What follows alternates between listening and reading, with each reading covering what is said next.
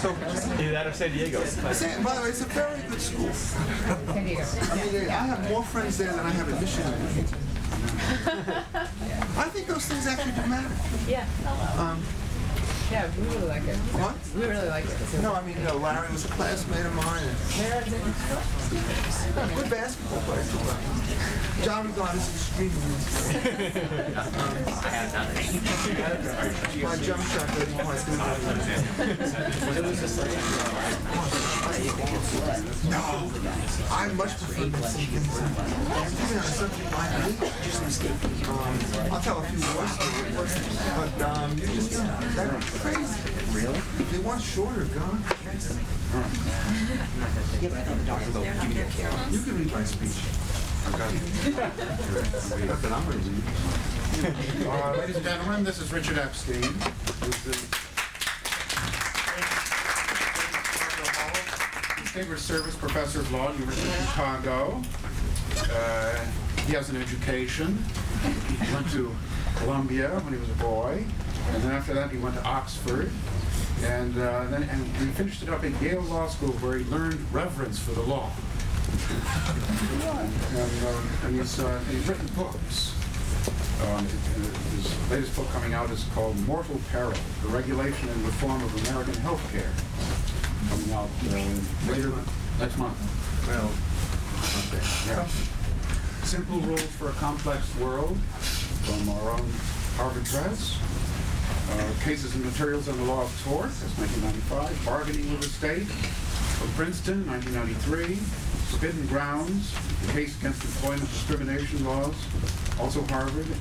And the book he's perhaps best known for, Takings, Private Property and the Power of Eminent Domain, also Harvard. And other books I could mention, and articles so numerous that they aren't even on the list. His subject tonight is Straddling the Line, Academics in the Corridors of Power.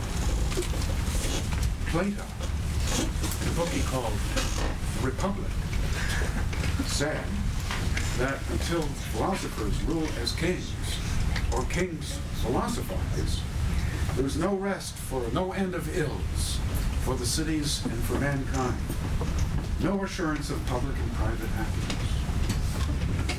So this would be a coincidence of the highest thinking and the highest power. Is that possible? If it's possible, is it desirable? Is philosophy something as the same thing as academics? Is kingship any better than democracy? These are all high, serious questions, but it's better to let Professor Epstein state them for himself, so now I'm going to introduce him and let him take the floor. Thank you.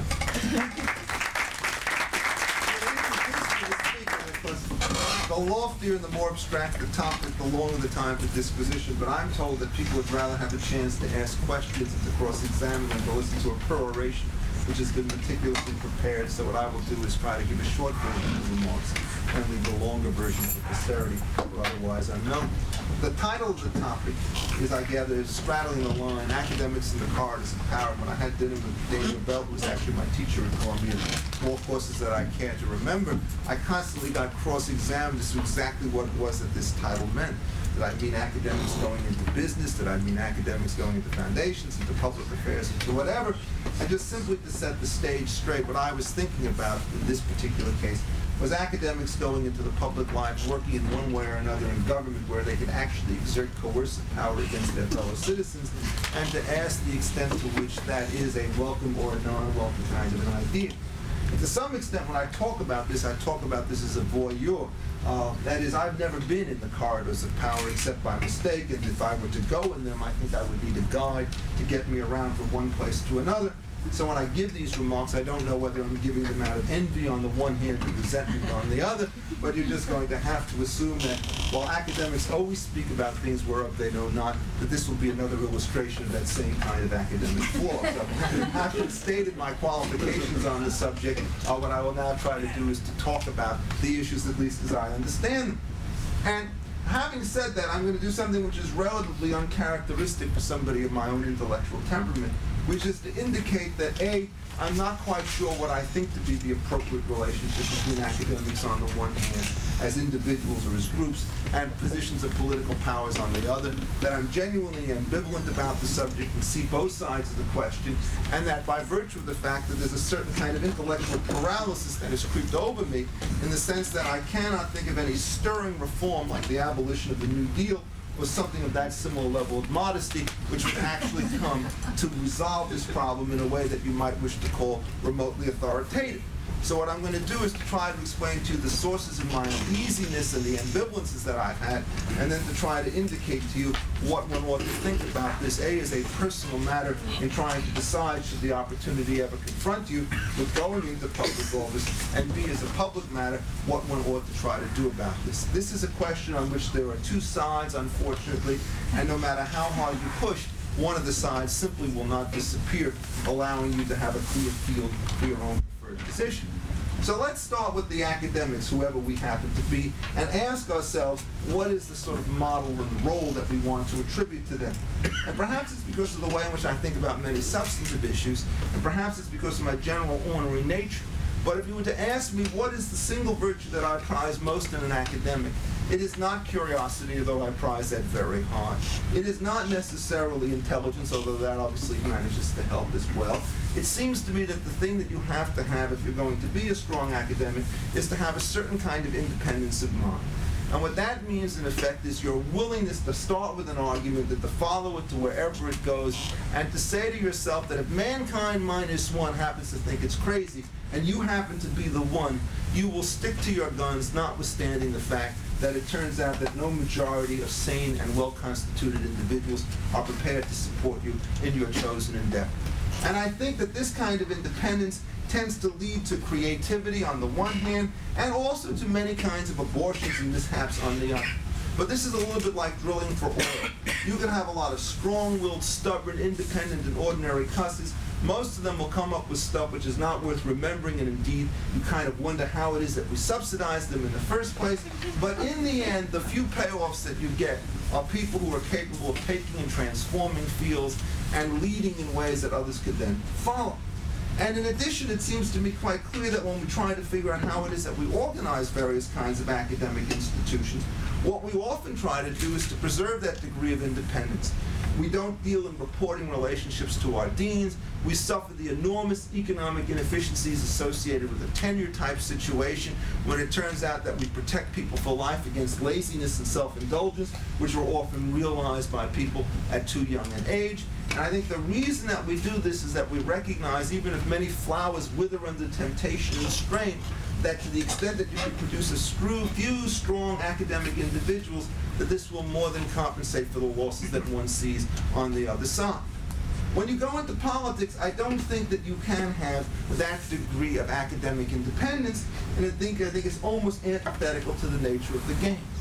All political situations require a couple of attributes which it seems to me are inconsistent with the academic creed in the way in which I would want to imagine. The first of these is, I think, in order to be a decent politician, and that includes, by the way, being on a judge when there are 3 or more people on the court, or in any situation where you have to reach a group outcome in order to achieve any kind of concrete result. The first thing that you have to do is you have to learn to compromise.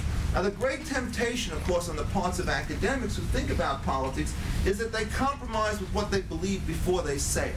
And yet what you really want to do when you're talking about compromise is to have a set of positions that you deeply feel, and then to recognize that you're giving up something that you cherish in order to get something else which you just happen to cherish a little bit more.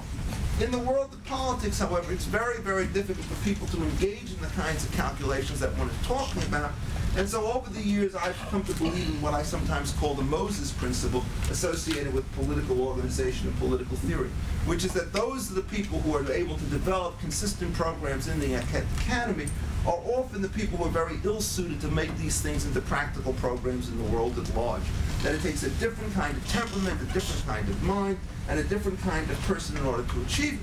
And the great danger that one starts to see when you have academics going into the world and trying to implement their affairs and their ideas is that oftentimes they lose sight of their ideas. They give up something by way of their conceptual clarity. They start to make the kinds of compromises that they're not even aware of, and that after a while what happens is they become indistinguishable from the politicians with whom they deal.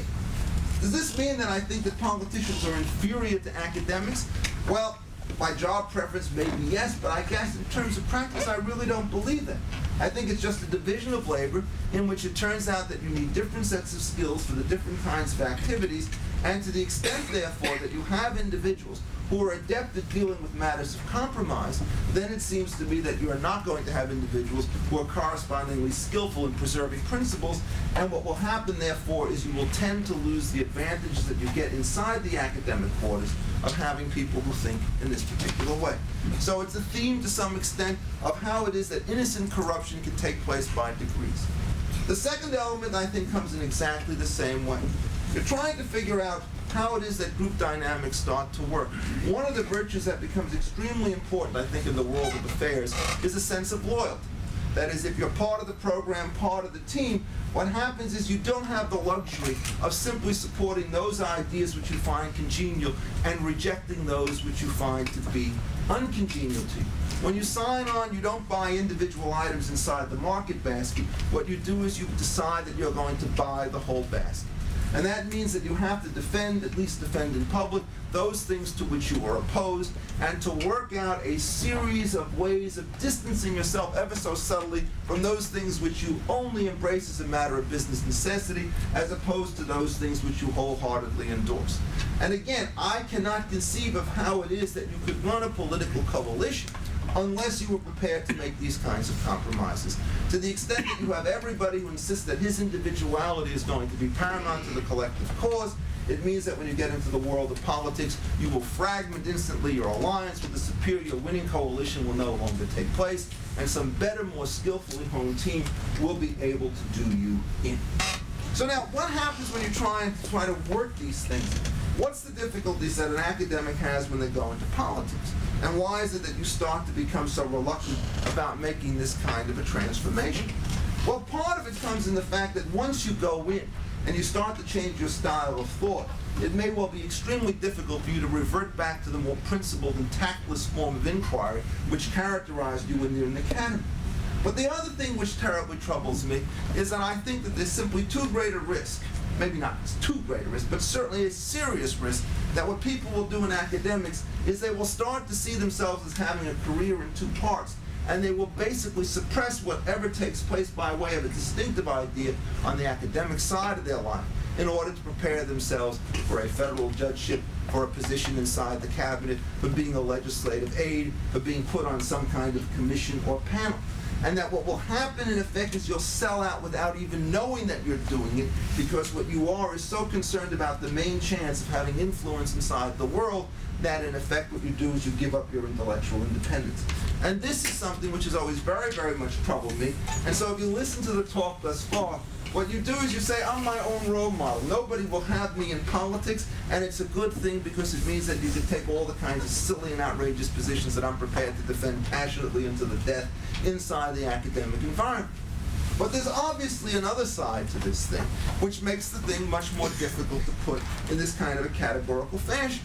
If you wanted to ask yourself, what kind of individuals do you want in public affairs, in which your goal is not to maximize the nature of independent academic inquiry, but to try to figure out what's going to allow you to have some sort of a decent form of government, it seems to me that one of the things that you would want in government would be a mix.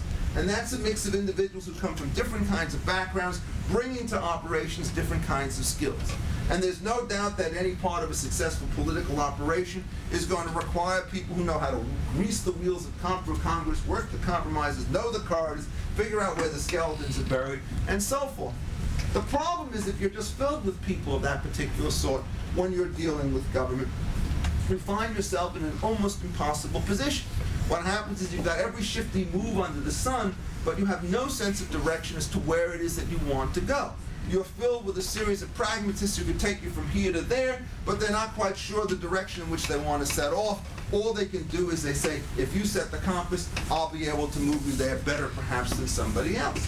That's not good enough in government. It may well be that when you're talking about political questions, compromise has to be in the air all the time, but presumably you want to stand for something. You don't want to have people like George Bush, for example, just to take a Republican, because some people actually confuse me with a Republican, which I am not, who sits in government kind of idly wondering what the whole thing is about, having some fairly strong people beneath him, but not having enough sense to realize which of them speak intelligently and which of them do not. What you have to be able to do inside government is to have somebody who can say, yes, we make compromises, we move in a certain direction, but at least we know the direction in which we want to move, so we know what it is that we're giving up, and we know what it is that we're getting, and we can be comfortable that all things considered, we've done the best that we can. Well, what kind of people can do this? Well, the inside technocrats can't do it. You can try and get people inside business to come into academics to do it, but one of the things I think that's also true about everybody who goes into public life is that you cannot have on-the-job training in political philosophy or in intellectual direction. There are so many daily practical demands that come on you, an instantaneous overwhelming of paper on every kind of subject, that by the time you're able to sort out the particulars of any particular dispute, it turns out you don't have any time left over to think of philosophy. And what you have to do to imagine is that the way in which you do this is to have a capital asset out there called some sort of intellectual consistency, and then when you go into government, you sort of watch the thing depreciate slowly all the time, and maybe when you're done, you come out like a dish rag, but at least during the period that you've been there, you've had some capital to spend, because I can assure you, it doesn't seem to me remotely plausible to believe that you're going to do any intellectual acquisition of capital when you're under that kind of pressure. I don't care how smart you are. And who is better at doing that than academics? They're the only ones who've thought about these things in a consistent fashion. And if it turns out that they actually can get into government and lend some degree of direction, then the price that they pay in terms of the compromise of their own ideals may well be justified in terms of the superior product that you put out on the other side. So what happens is you're now left yourself into a very serious dilemma. On the one hand, I think for an individual scholar who wishes to remain a scholar, you're going to have to make very serious compromises with your own true academic type if you want to go over into the corridors of power. But on the other hand, looking at this as a social situation, it strikes me as essentially indefensible to say that we ought to take the position in which everybody adopts the view of the world which says we're going to keep our distance from the political arena because the only thing that we see coming out of it is corruption. It turns out there's enough of that to go around, we all know, but hopefully, in some sense, that people who have strong convictions and understand and are sympathetic to the way in which factual arguments have to be organized can contribute something to the common discourse with people from other areas of life could not. And so that you can start to think of politics as not a naked grab for power, but as a genuine sacrifice of self of certain individuals who realize that these things have to go forward. Now, can this happen? Well, I think a lot of it depends upon who you are, where you are, and what you're doing. But it seems to me that even after you take all these things into account, one of the things to remember about it is that there is nobody who's essentially exempt from the kinds of trade-offs that we're talking about under these circumstances. Everybody knows that lawyers and policy types of one sort or another are going to be subjected to these conflicting pressures. But it's perfectly clear, even when you start to talk about technical work, that you're going to run into exactly the same kinds of difficulties, because the sorts of questions on which technical information is needed are going to translate in enormous ways into policy implications. So that you happen to be somebody who knows a great deal about inflation and about the cost of living and quality adjustments in products, that may seem to be a very obscure and occult topic. On the other hand, if the question is whether or not we re-index Social Security, and you're talking about $200 billion a year, you can be sure, and this is, I think, a sad thing about modern politics, that the technocrats and academics, or indeed anywhere else, who work inside the subcommittees will not be insulated from what it is that the poobahs at the top want. That is one of the great tragedies, I think, of modern political life, is that the ability to insulate and the willingness to insulate professional technical types from political influences so they do their work first and then the politicians take it over have changed. The stakes have become so large that the political influence extends further down perhaps than it ought, and the technical influence doesn't rise to the top in the way in which it happens.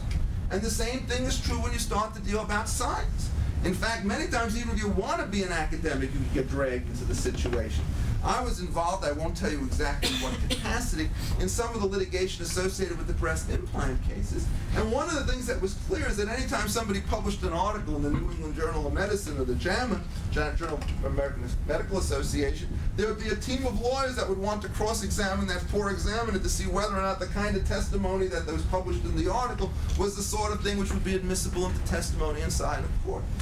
And that is not only true about things like, the implant cases. It's going to carry over to AIDS and to thousands of other kinds of resources. That is the ability to find a technical domain which is insulated from politics in the world of large government is sufficiently remote that you can't find anybody who is going to escape these kinds of sobering sorts of requirements. So now the question is, what do we do about all this? And we're getting close to 20 minutes, and now I've got to come forward on a solution to all of this thing. And I'm sorry, this is where I really tend to come up short. What are the kinds of things that you can think about? Well, one of them, which I think is actually underrated, is simply moral suasion. That is, I think, in effect, a lot of people who want to get themselves involved in political activities because they are academics and sort of wish that they had a little bit more attention paid to them and to their work, are often unaware of some of the subtle influences that could be exerted against them. And I don't think that, and this is again my sort of private spirit on these issues, I don't think that it's necessarily appropriate that you forbid them from going to politics. Indeed, for the reasons that I've stated, I think that would be a mistake. But I do think that it would be wise, before anybody decided to make the leap to the other side, they'd have to ask whether or not they could return after their tour of duty in the public sector. Sometimes the answer to that question is yes. I dare say other times the answer to that question turns out to be no. And at least if you could be forewarned, then you may be forearmed, and you'll make a more intelligent choice rather than a less intelligent choice. It is quite clear that these choices seem to me to be exceedingly important, and to the extent that you have anybody who's casual about them, you've got people who are making a mistake. And the second thing that I would want to say is that I would be opposed to any kind of a general rule which told you who could and who couldn't or should or should not go into politics. I think, in effect, what we need here is what you might wish to call portfolio diversification. That is, to give you a thing from financial theory, it turns out if you don't know what the stock market is like, if you buy a little bit of everything, you don't care whether company A drives out company B because you're on the winning side and the losing side of all transactions in virtue of the way in which you've distributed your financial assets. And so if you don't have any real strong information about what's going to go, what you do is, in effect, is you hedge your position by taking a broad-based situation and let somebody else worry about the management. And in the extreme, you can buy yourself an index fund of the S&P 500 and do better than 80% of the people who think that they have a certain degree of fun in the way in which they invest and pick stocks and do the like. And so it is, I think, with academics. If we got a lot of us in this business, some people say we have too many. And it seems to me that what happens is, what you really want to do is to have a diversified portfolio. And you ought to say to some academics, look, we think your career is such that you ought to do it this way, and to others, your career is such, you ought to do it that way. And if you think about it, what are the things that are going to determine whether or not you're going to be successful or whether you're going to fail in politics? Well, part of it's going to have to do with personality. Part of it's going to have to do with age. Part of it's going to have to do with experience outside of academics that might be translated into academic skills. Part of it has to do with the nature of the research agenda. Part of it has to do with the question of whether or not 2, 3, or 5 years outside of the academy is going to mean the end of your academic career, or whether or not it's just going to give you all sorts of real-life experiences so that when the time comes, you can actually go back and be better and more subtle than before. If you think that these variables come out in any conceivable way under any set of circumstances, the last thing you want to do is to get yourself into a legislative framework which says one size of rule is going to fit all. What you're going to have to do is to tell people, you make the decision for yourself. Here are the risks, here are the costs, here are the benefits. Go to it. Some people, I dare say, will be sufficiently upset by the cautionary tale that I began this talk with that they're going to stay the hell out of it. Others are going to find themselves tempted and be able to do it. And what will happen is you'll find a high degree of error in both camps. There are some people who remain in obscurity as academics who might have done something in the world of affairs, and there are other people who go into the worlds of affairs, and the only thing they manage to do is to discredit their previous academic work and to incapacitate themselves for the future. That is to be expected. In a world in which you're trying to deal with uncertainty and where there are two kinds of errors, and there are lots of imponderables, you have to expect a very high rate of confusion and concern. So I think, in effect, that this sort of laissez-faire type policy may in effect allow us to get a reasonably good position. But of course, no talk would be complete, particularly in this fair institution, unless we could ask the question of what, if anything, by way of government regulation could we do in order to make sure that we can improve the situation from its rather parlous situation that we now find ourselves in. And that's where I start to get quite ironic, is uneasy I am about going into politics, and I can assure you that my political career is mercifully over.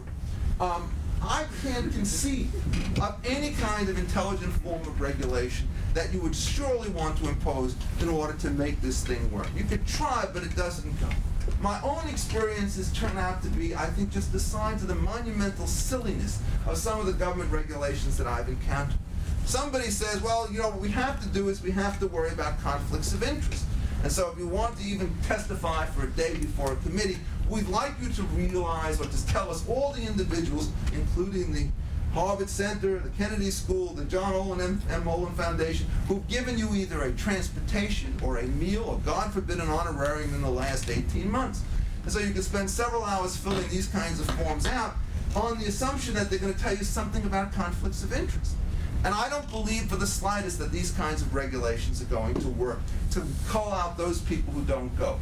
In the end, if you're hiring or if you're going, what's going to determine whether you do a good or a bad job are qualities of mind which are going to resist these sorts of easy qualifications or characterizations. Then, of course, there's conflicts of interest when you're in government, and this is a very serious problem, but a bigger one for people in business than it is for academics, because we just don't on the take when we come back.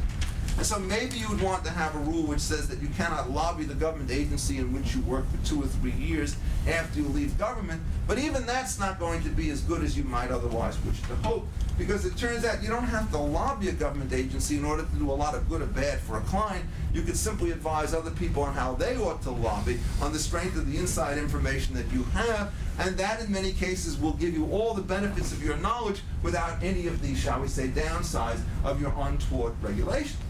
So this then means that there's really only one solution, and this of course gets back to the grand theme. Why is it that we worry about this topic so much today? And the answer is because we have a government which seems in one form or another to be involved in just about every aspect of our lives. It turns out it's a pretty big state. It's a bigger state now than it was when I was a student growing up, and I dare say it was a bigger state in 1960 than it was 50 years before that.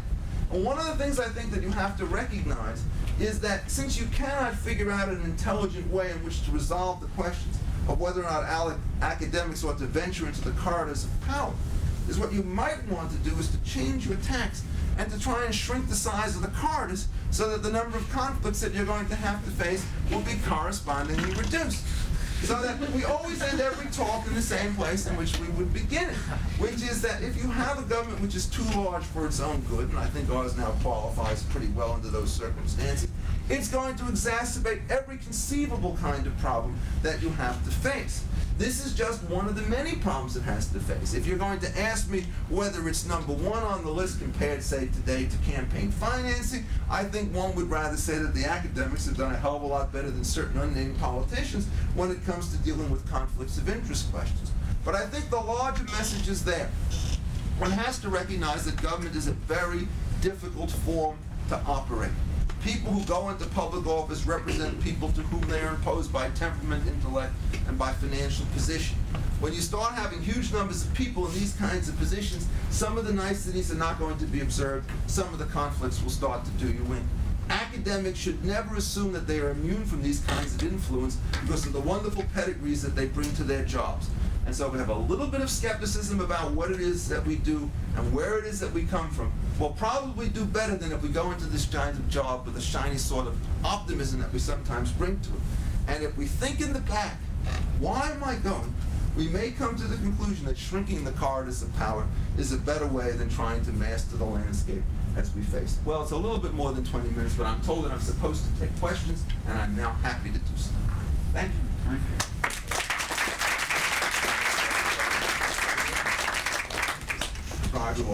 Well, now somebody's got to have a question. Yes? How would you evaluate David Kessler's position in FDA and the way he operated here? Now, David's my former student. You know that? No. The University of Chicago Law School, I taught him torts. And let me just start with a series of stories about it because it's very interesting. Back in 1975, one of the biggest issues on the entire legal agenda was the first medical malpractice crisis, which had started to emerge at that time, and in which the sentiments were so thick that you could cut them with a knife. Because malpractice was a legal backwater for many years, the dollars involved were small, and the internal reorganization of the medical profession were tight. And David, true to form, identified very strongly in those days with the physician-oppressed class that was being subject to the liability. He was far from being a reformer, and I think even today, his instincts as Dr. David Kessler move him pretty much in that direction. Drug companies are a different kettle of fish, of course, because they are not essentially part of his moral universe or his training. And he is willing to take after them with a certain degree of exuberance that he did not bring to the other side. Now, that's not necessarily good or bad. The hard question you have to figure out is, what is the optimal position that you want to take? And here I think the answer is, in my own view, is I don't like the basic structure of the FDA at all. And I don't blame Kessler for it. I think what happens is that the original organization was moved by a series of dramatic incidences to essentially misappreciate the relative cost of two alternatives. Alternative number one is letting drugs like thalidomide get on the market, which turn out to be very harmful and can kill people. And two is keeping things like beta blockers off the market because it turns out that they don't meet the level of test that you're dealing with. And I think that the American policy, which Kessler implemented with more rigor than most, was very much in favor of worrying about the one kind of error, the visible harm, rather than the second kind of error, the indirect harm. And I think that I would fault him to the extent that he tended to worry more about dramatic incidents of failure rather than worrying about keeping the free flow of goods coming. Now, this, of course, is a very difficult thing to evaluate. He was on TV just yesterday. I don't know if you saw it, on Neil Lehrer. And, he put the question to his rather hapless host, in which he asked at point blank, name me a single drug which was kept off the market by the proposals that I put forward. And then he rattled off a bunch of drugs that were introduced and said that we're first. Now, I can't name them in many cases. I could certainly name some in the past years that has been true. But I don't know if that's exactly the way in which you want to test it. Why isn't my knowledge this decisive? What you want to do is to find out somebody who works in these areas who can tell you that. And the question I would ask is, how many people leave the United States for treatment overseas in virtue of the fact that they can't get drugs in this country? And I gather the trips to Switzerland and to Canada on some of these things are high, and that suggests to me that there are some serious kinds of dislocation. So on that score, it seems to me, I think that there are some serious mistakes. Other things like trying to regulate food supplements and food additives and all the rest of it, I think in the end he was beaten back. And for the most part, I'm very skeptical of these disclosure laws because I think they tell people more or less what they already know. And when you start to put them in there, what they do is they convert basically pretty solid knowledge into total legal ignorance, which then allows private lawsuits and regulatory initiatives to take place. So all in all, I think he probably pushed a little bit too hard on regulation. And that the cost that is associated with the approval process for new drugs, which is up to about $250 million for certain kinds of major things, is such that the drugs that don't get invested in are much more important. And the fact that you can't name them is part of the problem. The reason you can't name them is because they're not created anymore, because it's just too expensive to do so. And I think he tends to underestimate that. Does that mean that I want to go around and bash him? No.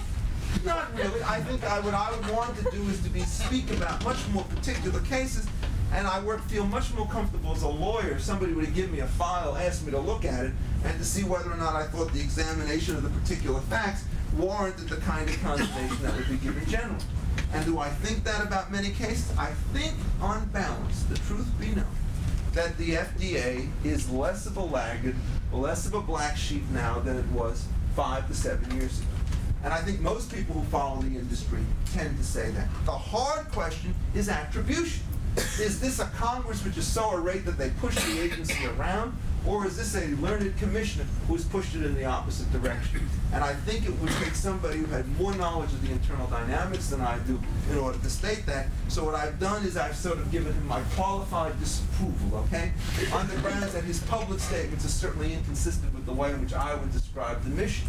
But if you ask me whether or not the practice is as as deplorable as some of the rhetoric turns out to be, I can't say. Besides, the University of Chicago gave him an honorary degree, and who am I to criticize one of our own? Okay, so that's a half an answer. If I knew more, I might be able to give a more concrete one. Yes? Tell me about your position on nursing and healthcare policy. Nursing and healthcare policy. I got to tell you, it's not a thing that I've thought deeply and long about, but let me sort of stop. My whole position about healthcare and nursing would become part of this is as follows. I think the biggest mistake that we make in healthcare is to try to treat this as a kind of a distinctive and unique good, which has to be subject to various forms of regulation, but I can't figure out which ones will do very well. And what happens is, I have no question that the only way in which you're going to get the right mix of medical and nursing care is to have a reasonably strong competitive economy and a lot of firms experimenting with a lot of different mixes.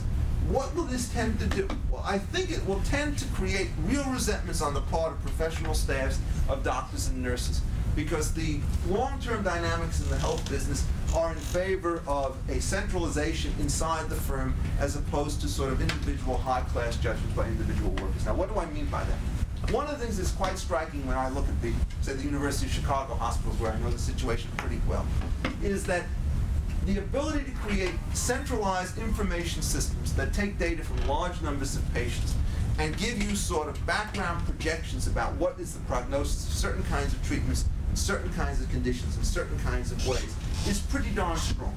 This is not, once you have that kind of information, the question of what you do at the periphery when you have an individual contact with a patient starts to change. Instead of making judgments at the edge, what you do is you start to transmit raw data back to the central mill, come out with some kind of recommendation, and the thing gets spit out on the other side. The argument that the people I know make is that this is a more reliable technique because it's a larger database on the one hand, and it's also a cheaper technique because it means that you can substitute in labor which is not quite as expensive and well trained in order to do jobs which aren't quite as demanding and don't require as much judgment. So nurses, I think, are going to be suffering the same situation that doctors are. You're going to see this constant effort to reduce the level of quality on the grounds that you could offset that by information which is gathered, acquired, and processed somewhere else. Do I think this is a good thing or a bad thing? I guess if I were a nurse, I would think that this were a bad thing. And if I were advising a child of mine as to whether or not to become a doctor or a nurse or a healthcare administrator, I'd probably pick the last one today rather than the first two, because I think that's the way in which the tendencies are going. But I also think that it turns out to be almost impossible to figure out a way in which you're going to block this. To try and pass various forms of regulations which dictate the amount of nursing care that's required is going to get you into Bill Clinton land where, well, you look at the number of cesareans and the length of stay and you make some kind of political judgment as to whether or not these things are good or bad, and what happens is you make very conclusive judgments on the basis of very weak medical information, and it turns out that you make them at a natural level, and therefore you ignore all changes in technology and all local variations. So my view about it is, I think, if certain professions suffer a decline, and I would apply this even to lawyers, then what happens is the only thing you can do is stand beside it and applaud. There's an enormous risk that protectionism will be what's at stake, even though what will be spoken of will be better medical care. Yes, Artie, you're after me. This is actually a question that goes back to the topic of your lecture, which is, what do you How point did you go? what do you think of Justice Breyer's proposal for sort of this elite cadre of technocrats who would try to deal with some of the complicated dilemmas of the regulatory state and be insulated from the political forces that tend to give us the messed up regulation we have? I don't think it's possible. I mean, I think that, when people started to organize the administrative state, that was the original premise under which it was done. That is, to go back to the 1920s, 1930s, and 40s, and old Professor Dean Landis, the argument was that we're not going to have a system of strong property rights, we're not going to have a system of strong markets. What we're going to have is a system of educated professionals who were free of bias and filled with information. They would make their decisions, and then the courts would, in effect, if the processes were done correctly, would protect them against various forms of political influence. That was the original design with respect to zoning and lots of other things. And what happens is all institutions decay underneath the political pressures of which they're going to be subject. And so long as you have to appoint people to these kinds of bodies, so long as the product that they produce is going to have to be approved and be implemented by somebody else, it seems to me that the professionals will to some extent be co-opted by a system and will respond as though they were political actors, even if they were appointed for different reasons.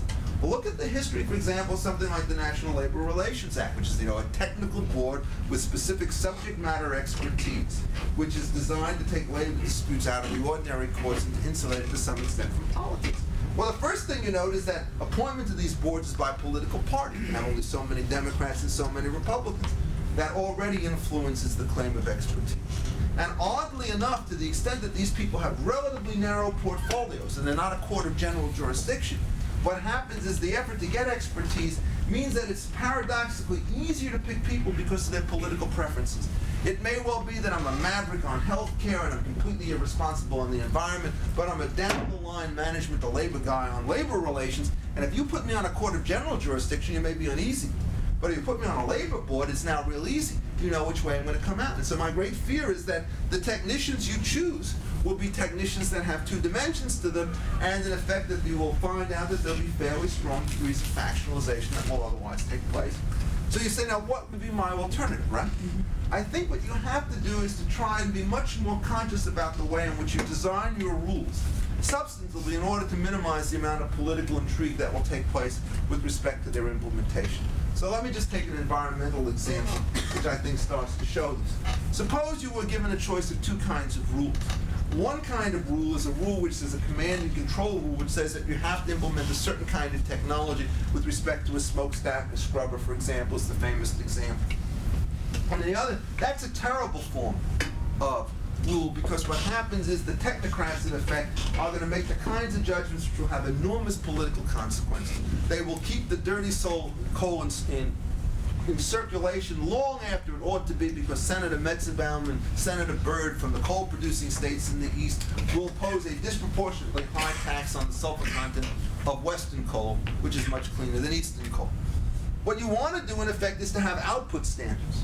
What you say is, look, the amount of pollution that you're permitted to emit from this particular smokestack is X, and the cost for anything over it is Y. You figure out the means of attainment internal to the firm. So what you want to do is to have a system of regulations which sets targets and prices with respect to outputs and leaves private firms choice with respect to the inputs. And if you do that, it seems to me that the level of risk that's going to be associated with this business is going to be much less than if you decide to have a true expertise.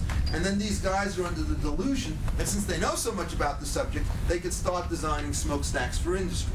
So that's just one illustration. And I think if you go through other systems, you'll find that similar kinds of strategies will generally do better.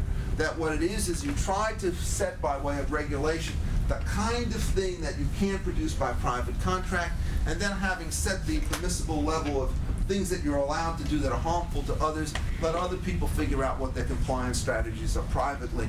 And this will reduce the strain on regulations, and therefore reduce the level of political intrigue, because you'll be subjecting market actors to the constraint rather than political actors, and they'll respond in a better and more responsible fashion. So I think, in effect, what Breyer is doing is what I perhaps sometimes do, is he's recreating the world which he conceived of himself when he was an academic, and assumes that once it's universalized, it's going to work more or less the way in which he described it. I think it's a different strategy would probably be better, and the one that I've indicated is the one that I would prefer. Okay, yes? Are you in agreement with Judge Posner's views on the legal profession and his proposal that law school should be radically restructured? No. Why would I be that? I think that well, first of all, I'm not quite sure which of his views on the legal profession I'm supposed to agree or disagree with. When Dick starts to talk about some of this stuff in private, it's really quite unprintable. And since this thing is being taped, I don't feel as though I want to repeat some of these choices aphorisms. Yeah.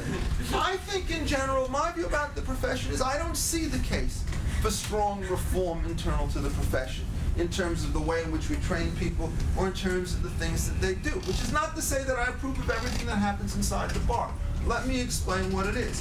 What I think, in effect, is that lawyers do wonderful jobs by their clients. And in fact, if you listen to people talk about the legal profession, they will tell you, I really hate lawyers, and the guys on the other side of the case are scumballs and worse, but the guy who actually got me through this complicated merger was prompt, courteous, kind, and loyal, and sure, I paid him a lot of money, But it turns out that he gave me a lot more back in return for the money that I paid.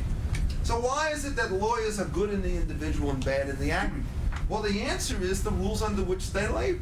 Just to take a simple illustration, the way in which the rules of federal civil procedure are organized today is that a lawyer for either plaintiff or defendant has the following moral imperative that is placed upon him. Figure out how at low cost to yourself you could generate very expensive work for the other guy through the legal system. That is the way in which the rules of discovery are done. It takes you maybe $100 worth of time to generate a series of interrogatories, that is written questions, which it takes somebody else $1 million to answer. Well, if that's the way the game is to be played, you ought to do it. Now, it turns out your lawyer can do this to the other guy, but the other guy can do it to you. So that in the effect, you have $2 million worth of answers, which provide you with $100,000 worth of information each, and everybody's the worst by virtue of the way in which the prisoner dilemma game is going to be changed. Now, what I want you to do about this particularly vicious and stupid feature of the legal system? Well, the answer is that you have to do is to go back from scratch to the way in which the federal rules of civil procedure were organized in 1938. And the culprit there is a, shall we say, disjointed romanticism about the way in which the practice of law will take place in litigation. That is, the famous phrase in the federal rules were that we will now convert by legal rule a lawsuit into a disinterested search for the truth, right? What happens, therefore, is you give all sorts of discretion and allow these new savants to begin discovery without obtaining leave of the court for whatever information they want. If you ran a different system of discovery, which required either that people voluntarily turn over information which they think to be relevant to the other side without asking, which is the rule which is now being adopted in a number of jurisdictions, or you follow the English procedure on this question, which says that nobody has to answer a single question or hand over a single paper unless the magistrate or judge approves the request, all of a sudden lawyers would be a lot more virtuous because the particular game that you're playing would no longer allow you to have low cost and inconvenience to yourself to generate these enormous externalities on the other side. So I think you change the rules of the game, and all of a sudden the lawyers will start to change the way in which the game is going to be played. And I think that in other areas you could find other kinds of reforms which would work as well. If you change the kinds of questions that you could ask to a jury on voir dire, you will change the nature of a lawyer who will succeed in a criminal practice. And here again, just think of the difference between the English and the American procedures. The English procedure on this says you could ask the following informative question about a juror. What is your name? How old are you? Are you related by blood or marriage to either of the parties? And then that's more or less about it. So that voir dire is essentially a 2 to 3 minute exercise. Who's going to hire a jury examiner or expert to figure out how to psych it out? Under the American system, of course, anybody could ask anything. Because to make it worse, the Supreme Court has said you could only get 4-cause challenges. So instead of having the old preemptory challenges where you got rid of somebody quickly and you didn't have to go through a fuss, now you have to build up this endless record in order to make it clear that somebody ought to be given the kibosh with respect to the suit. You change the rules with respect to jury examination, the Simpson trial all of a sudden loses 2 months. The experts get disappeared. What's it going to do? Well, the answer is each guy is going to lose an offsetting advantage from the other. The net effect is that neither guy will be able to play games. So I think you will achieve a double. You will have less expense in getting juries, and paradoxically, since you're going to have less of the strategic manipulation, you'll probably get better juries to decide cases. So I think almost over and over again, case after case, if you're going to try and figure out what's wrong with the profession, for the most part, think of the kinds of rules that it generates. And that gets you to the last point, which is quite simply this. Lawyers are aware of this as well as I am. And what they do is they try to generate, when they get control in Congress, a set of rules which is complicated enough so that their services are needed, but not so complicated that everybody up will give up the quest as being essentially hopeless. And this is an argument in favor of having a few more citizens rather than lawyers running the system, because the same sort of professional identification won't be there. Yeah? And are law schools too long and possibly unnecessary? What? And are law schools too long and possibly No, I unnecessary? don't think that. I mean, given the amount of law that's been generated by, things that I'm opposed to, I can't conceive of how you could do it even in 3 years, and I don't want to lengthen. But, I mean, it is, I could take, let me put it to you this way. If you have somebody who wants to be serious, you can give them a third-year curriculum which they're going to do bankruptcy reorganization, they're going to do corporate taxation, they're going to do securities regulation, they're going to do joint venture capital. Just on the business side, you can keep people going forever. And if you start throwing in courses like pension law and so forth, books that large, there's plenty of things for you to learn in law school. What was truly remarkable is how you managed to get 3 years of law school in 1930. Because what we call contracts, they would call vendor and purchaser, landlord and tender, personal property. These were all separate courses. Oftentimes with surprisingly little intellectual content. But I think, in effect, what happens today is you probably do need the time. If I were in charge of the legal system and could reverse things just a little bit, I suspect there'd be a lot less law and a lot less need for legal education. But you don't see any market response out there from firms saying, why the hell are you giving us people after 3 years when we could take them after 2? I think that the political situation is really quite the opposite. Given where we sit now relative to the world, the response of law schools to give the kinds of curriculum they do is there, and the difficulty that we have in law schools, our students have such good jobs that we can be thoroughly irresponsible in the way in which they train them. And simply the question of general intelligence and a little bit of law will get them positions much better than they deserve, but that's a different story. Yes? I take it from your original presentation you have a mild preference for academics going into government as opposed to others because they might have greater capital, that's what you're talking about, as long as there's sufficient portfolio diversification, although your preference would be for a smaller government for narrowing the corridors of powers. But what if you add in the assumption, which I think is probably correct, that academics are more likely to be in favor, in fact, of expanding the corridors of power, and you throw that into the mix, where do you come out on, I guess it was William F. Buckley's famous statement that he'd rather be governed by the first 500 people in the Boston phone book than by the Harvard faculty? Well, since they all end in A, I would rather know. No, I mean, I would rather be, the Harvard faculty, now I take it back again. I think in the end that cynicism well perceived, and I think certainly with respect to academics, it is certainly a choice. That is, the thing that bothers me most about it is the kinds of people who are likely to go into government will have, in fact, widened the corridor biases. And what one would hope is that you could draft people in the model of George Washington as gentlemen's servants who will go into government with the express task of trying to liquidate certain aspects of it and then retiring to the private areas. I've offered my services to government all the time. I am quite prepared to abolish and wind down the employment opportunity, the EOC, the Department of Education, a good deal of the Department of Energy, all of the Department of Agriculture, 98% of the Department of Housing. And I really mean it. I mean, I'm not kidding. I think most of these things are absolutely counterproductive, but nobody calls. In fact, it's a simple problem. And indeed, it's exactly what the problem is. Even if you were prepared to tell somebody, as I might in a weak moment, particularly in another 5 years when I think I'm really finished as an academic, you say, look, I'm going to go in there and I will simply reduce it by 50%, and I promise not to try to extinguish it, but I'm going to get rid of all the dross to keep all the muscle. Nobody would believe it. And indeed, there is a kind of a sad point about that, because I happen to believe, in fact, that if you do go into politics, you have a different ethic than if you are an academic, that you become somebody who believes in alliances, somebody who respects the opposition, notwithstanding the fact that you think that what they're saying is complete hokum and hooey, and that you have to organize yourself in that way. But the difficulty is once you take strong positions like I've taken, it is utterly impossible for you to persuade anybody that you would do that. And of course, how can you bond yourself in a way which would be credible to them? So that what happens is that the people who tend to get in there are either those who are happy to expand it because the bureaucrats will welcome them, or those who won't shake the ship because, in effect, they will have nobody who's opposed to them. This means that one's going to start to see a certain decline in the overall quality. And this, of course, I think will happen to some extent in the judiciary, because very strong academics who take powerful positions will often find themselves in positions of genuine vulnerability when it comes to the confirmation process. And this is most important when you get up to the Supreme Court level, right?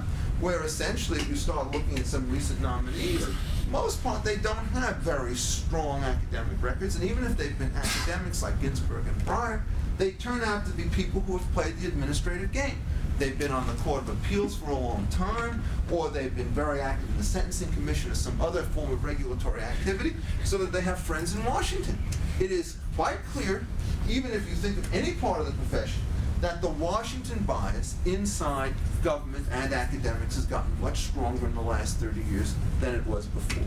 And I regret that, but I think in effect that the patterns of influence are going to run in that direction, and that although I have all the ambivalence, I think this is one of many reasons, because it's not only academics, it's people in business who have the same thing, is the people who go into government tend to like it, the people who tend to like it think it's doing some good, the people who think it's doing some good are going to expand it, and so that it's always against gravity when you try and take somebody with the opposite position and put them into positions of influence. That's just the way the world is. And what happens is those of us who are on the outside have it as our job to make them feel a mild bit guilty and maybe even uncomfortable in sort of the direct confrontations that we take. Will it make a difference? I think it does. I mean, if you're trying to ask me what the direction of American politics is, I would describe it in one word: very complicated equipoise. I think that the directions that pull in all directions simultaneously are about the same, and that if you ask me where I think we're going to be in 5 years, in the long run, by 5 years, on the size of government issues, it's about the same place that we're going to be today, because I don't think that there's a strong consensus that pulls you powerfully in one direction or another. But this at least is a change from what it was 25 or 30 years ago, when all the intellectual stuff was running in one direction. Now I think the academic markets have equilibrated, and what that means in effect is that the kids who are younger, who go into government, become clerks, become LAs, in one kind or another, they have a little bit more caution because of their training, and that you'll sort of see things kind of come into a rough balance. Is that a good thing or a bad thing? If I thought the current position was terrific, then I think the equilibrium would be terrific. My own views, I wish we could kind of nudge it back a little bit, but I'm rather doubtful that it would be. Well, now it is 9 o'clock. Take one more question and you go over. Yes. I'll take two more. I mean, after two more. You suggested that the one advantage of academics going into government affairs advantage would be that they might be more committed to certain kind of principles. But isn't it possible that most of these same advantages could be captured by ideological politicians, especially when you consider the fact that ideological politicians on average are more likely to have the kind of ideology you and I would favor. Are more likely to have the kind of ideology you and I would favor as compared to academics. I don't know. I mean, I'm not sure. I mean, I was just trying to answer the question of what happens when academics get into power. It's quite clear that you get all sorts of people who have strong ideological statements and take over, but they get pounded terribly if they're not careful. I mean, you just take a man like Newt Gingrich. I mean, what's so clear about it is that he knew a lot about the internal operations of the House of Representatives, less about the media, and less about some of the substantive issues. And when he starts getting into personal peccadillos, the way he tries to protect himself is to go a little bit further to the left in the hope that it will get rid of the sharks, but they've got too much of a memory, and so they keep portraying him the way that he always has been.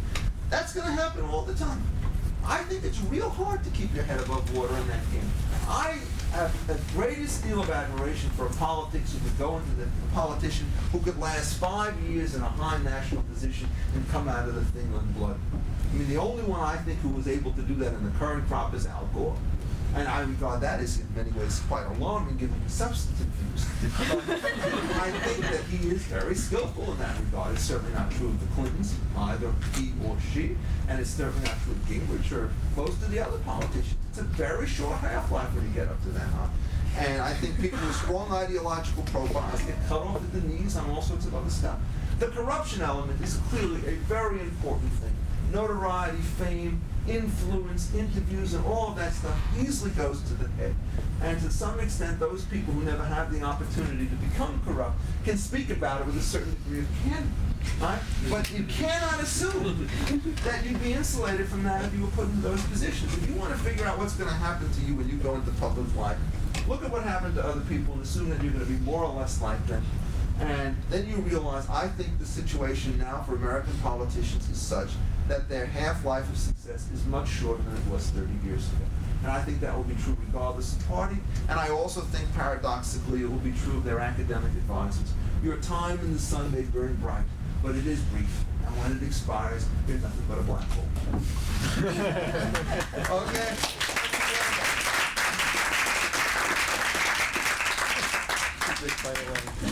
That's a great final line. Well, I guess we'd all planned it, you see, right? Thanks a lot. Good to see you again. Ladies and gentlemen, we have a reception if you'd like to come and talk.